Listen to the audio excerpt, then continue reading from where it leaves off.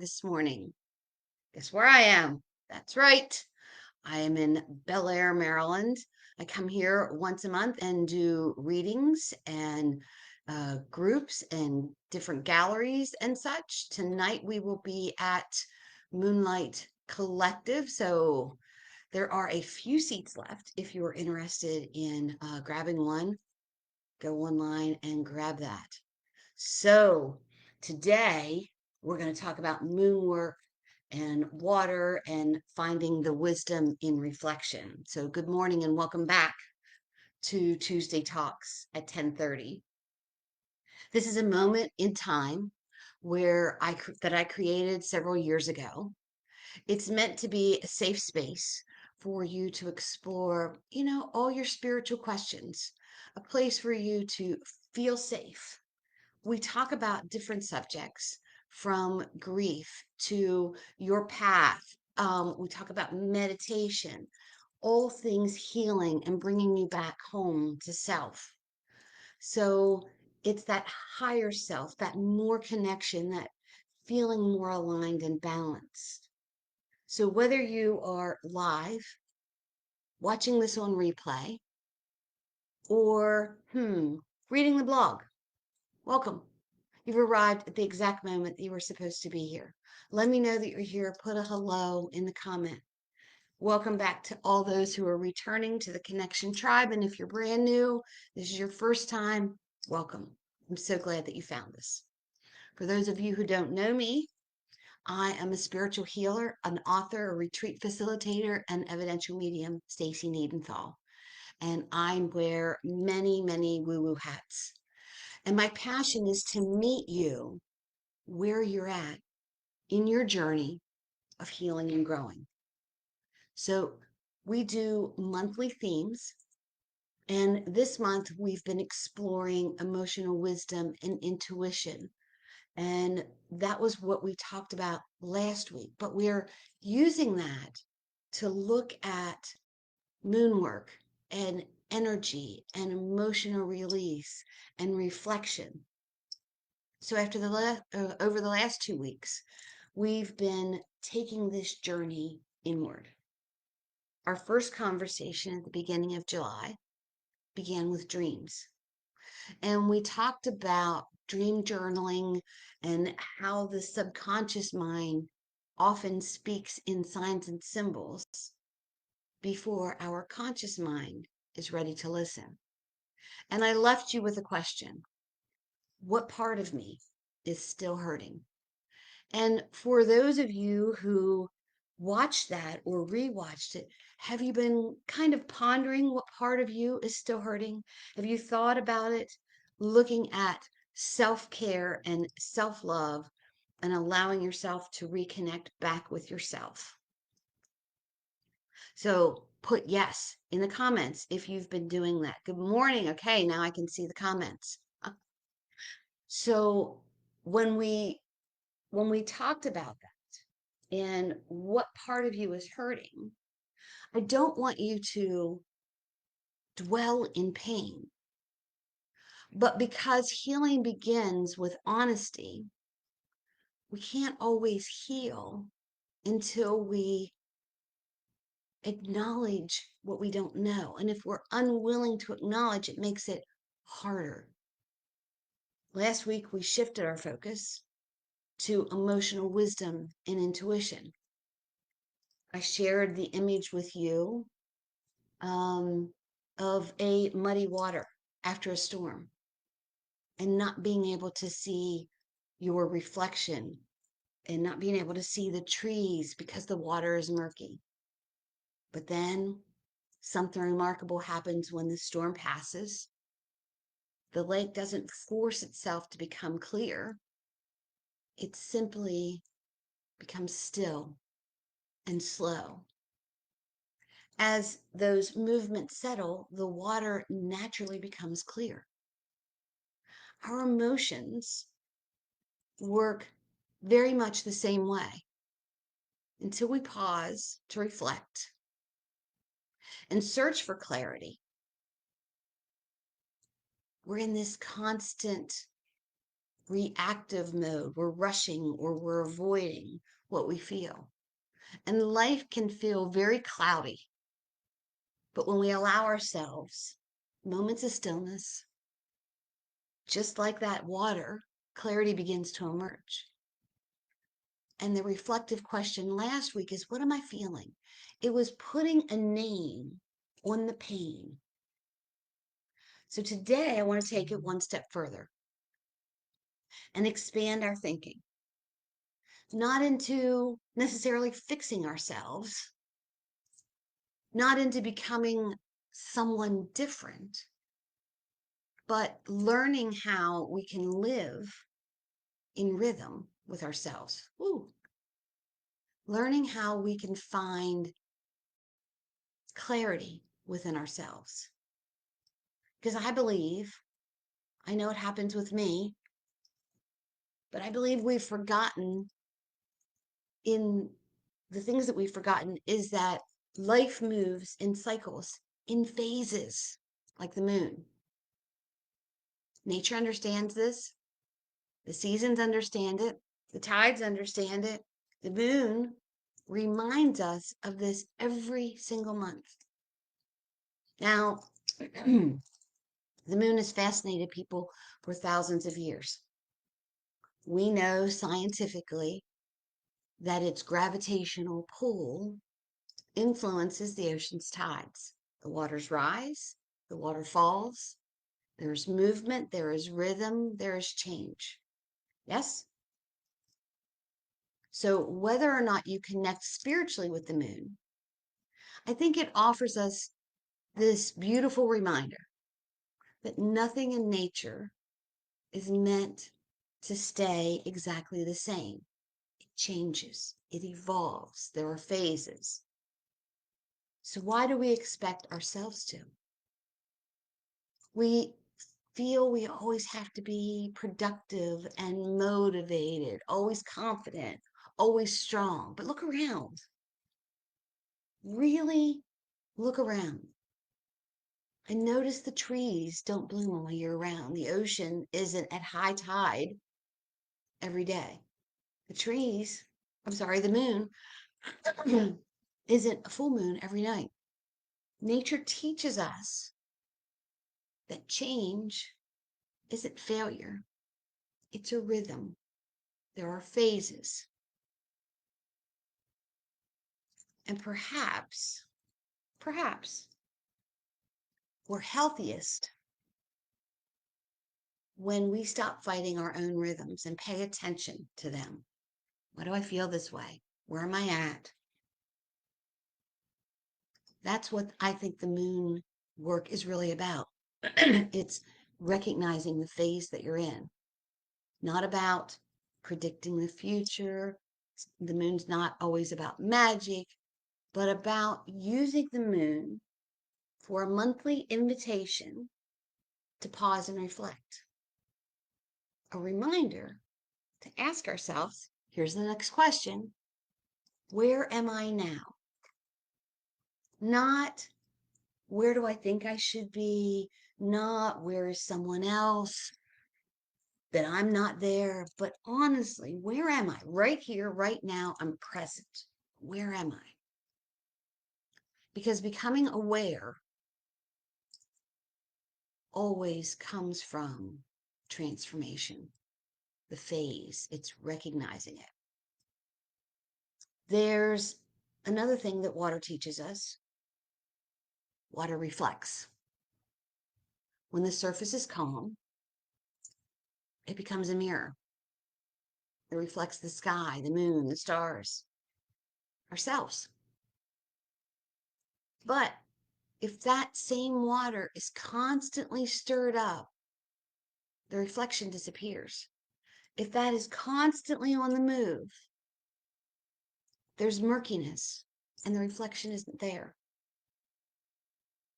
It's not gone. It's simply hidden beneath movement. I wonder how many of us have been living in stirred waters, always moving, always doing, always scrolling, always solving, always giving. And somehow along the way, we lost sight of our own reflection because we have too many things stirring the water. Have we become such experts at checking our calendars, our email, our social media, everybody else's needs, that we forget to check in on ourselves? Do we lack time in self-preservation and love, or do we avoid it? So I'm here today, this Tuesday, July 21st. I want to break a few myths that we tend to believe.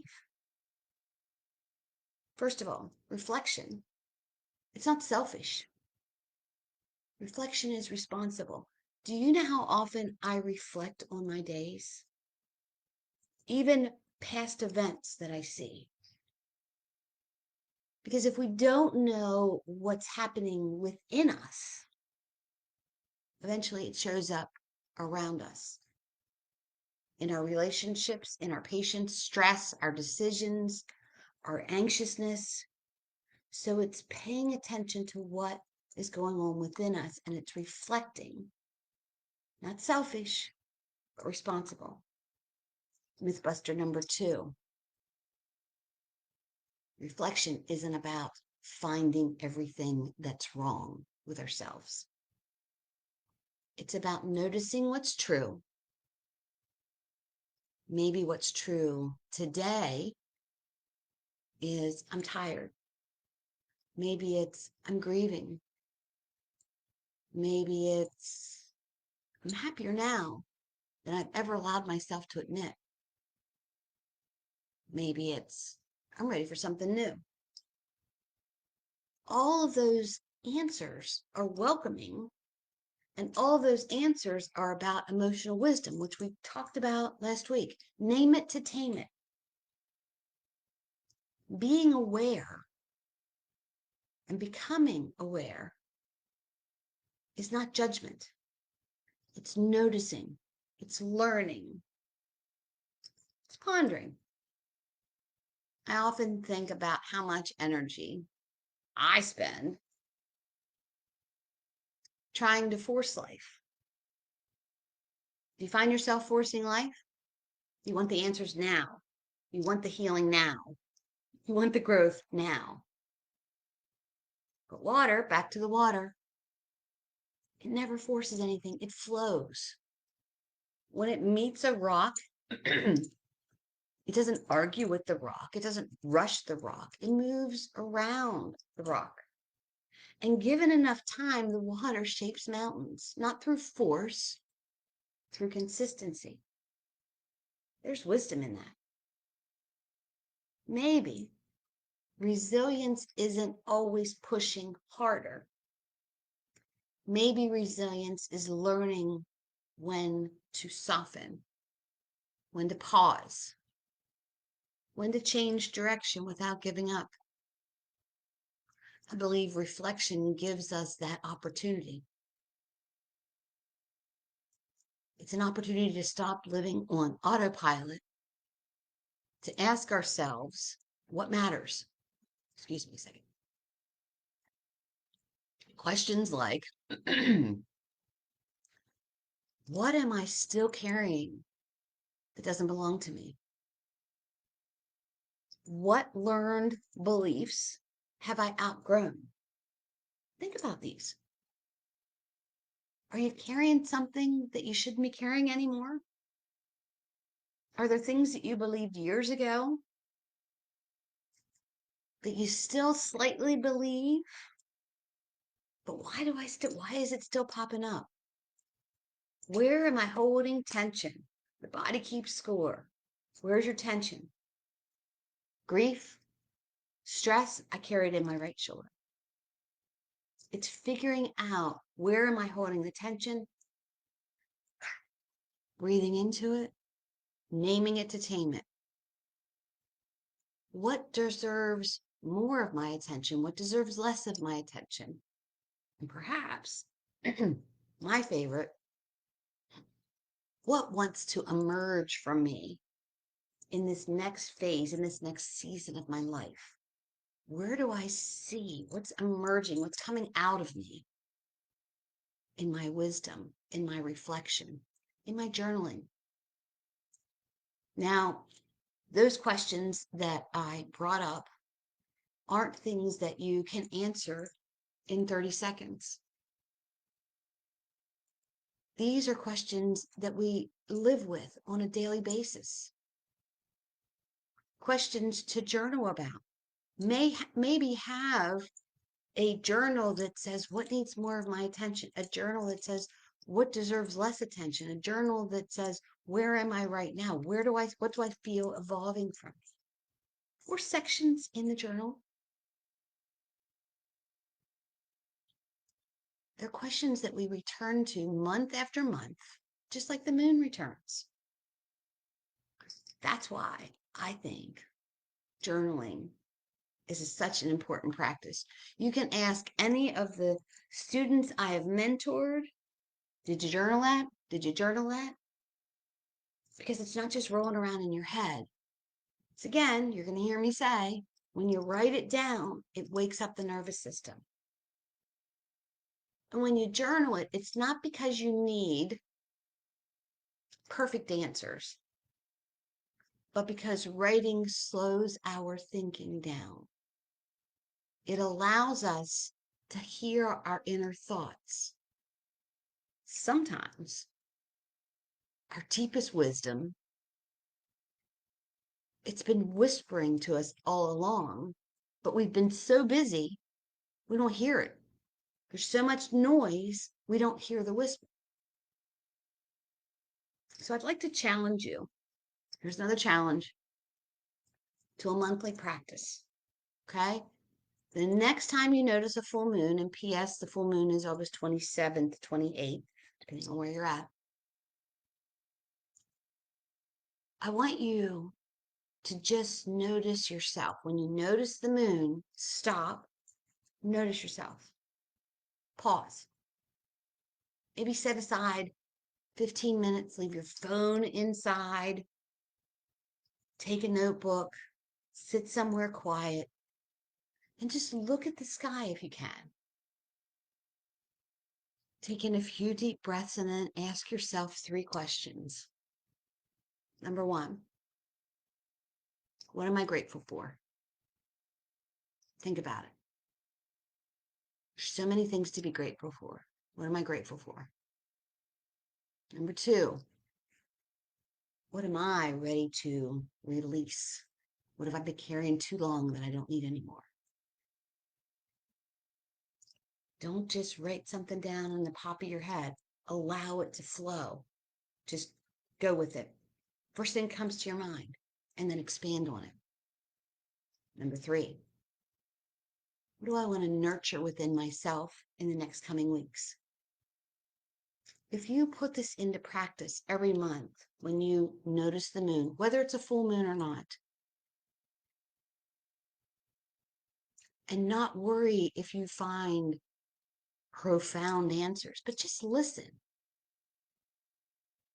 Because my friends, I feel like I'm on a pulpit, your life is speaking to you all the time.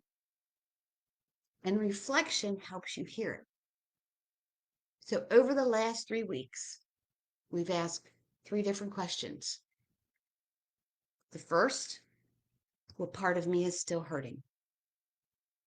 The second, what am I feeling? And today, I'd like to leave you with a final question.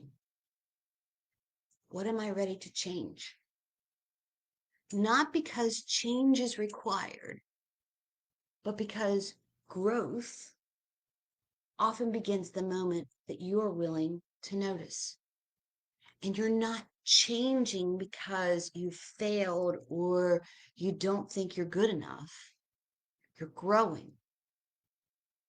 Like the moon, we're allowed to move through phases of our life. I'm not the same person that I was 5 years ago, 10 years ago, 20 years ago.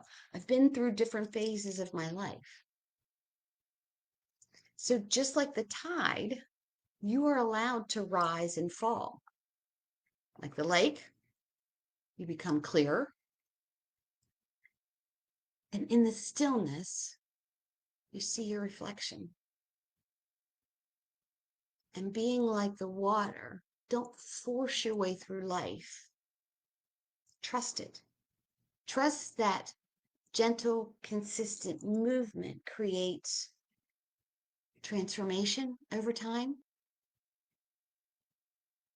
because we are all changing because the world is changing. But if we stop and reflect, we're actually moving forward. Yes? So the moon represents the light that helps us to see. Even in the darkest night, there's moonlight. But the real discovery isn't the moon, it's ourselves. So let's reflect what we've talked about this month. Dreams reveal what may be beneath the surface. Emotions are like the water, cloudy or clear. And then the moon reminds us to pause and reflect. Still water becomes that mirror to recognize ourselves. Sometimes a dream is simply a dream. Sometimes it's an emotion wanting to come out to be named. But whether our answer comes through dreams, through journaling, through quiet reflections, they ask the same thing of us: to pause, to get in touch with ourselves. But when the water becomes still, they don't just reflect the moon, they reflect us. Yes? We're all growing and flowing and learning and changing. And going inward is not a bad thing. We're recognizing ourselves instead of ignoring ourselves. So when you have a dream, journal about it. When you have an emotion, put a name on it. Is it cloudy or clear? And monthly, or every time you mention the moon or you notice the moon, reflect, pause, see how far you've come from where you were, and see how far you're going. This is all about coming back home to yourself, not ignoring what you need and being busy at everything, not forcing life. And reflection is about self-criticism. It's naming it. Am I tired? Am I grieving? Am I happy?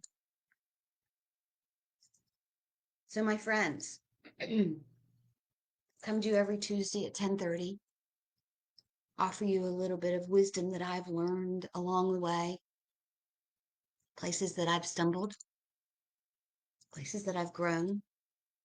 And I just want to share with you a reflection that I had a few days ago. So some of you may know, some of you may not know. A few weeks ago, on the 22nd, I was T-boned. I have a Jeep Gladiator truck. I had, and I was going through a green light, and a woman ran a red light, hit my Jeep. My Jeep went up on two sides and just softly came back down and moved my car, my vehicle, into the Sheetz parking lot across the street when I was turning left. And when we took my vehicle to the collision center, there was a great big white feather. And I remember reflecting and thinking, my Jeep should have come down hard, but it came down really soft. The reflection was letting me know I was protected. And as much of a brat as I am, I wanted another Jeep Gladiator. I loved my truck. But I found a Jeep Wrangler that seemed more responsible price wise than the Gladiators anymore. And even though I love the Wrangler, it's not my Gladiator. You know how they put the expiration on your tags when you buy a new vehicle? The expiration date was 10/10.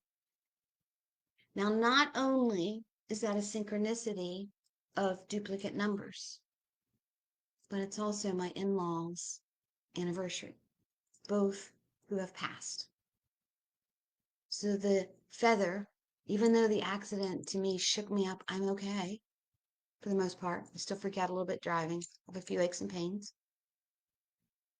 But that feather let me know you're not alone. We're watching you. And then something from my in-laws when I got the vehicle. And all of this sits well within my soul and in my spirit is a reminder that I'm protected and I'm not alone, that God and my guides, my angels, my loved ones on the other side are watching over me. Now, had I not reflected on that, I would have missed a very important message. I'm protected, I'm loved, and I'm not alone. Did I journal about it? Abso-freaking-lutely. And I'm sure that if you take a moment and think about an instance where you were scared or super happy and you reflect on it, you'll see the power within yourself. You'll see the energy around you and how deeply you are loved and how much the universe wants to give you. Because you are here on this earth to live the life you love and love the life you live. Reflect it, move, flow, be persistent, love much, forgive often. And I will see you next Tuesday at 10:30. I hope you have a magical day. I love you so much. Dream, journal, pause, reflect. Name it to tame it and flow. All right. I'll talk to you next week. Peace out. I love you, and I'll see you soon.